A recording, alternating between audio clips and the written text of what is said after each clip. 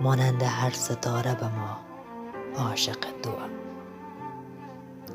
از صبح تا به شام سیاه عاشق توام. فرقی نمی کند نظر شیخ و معتصم،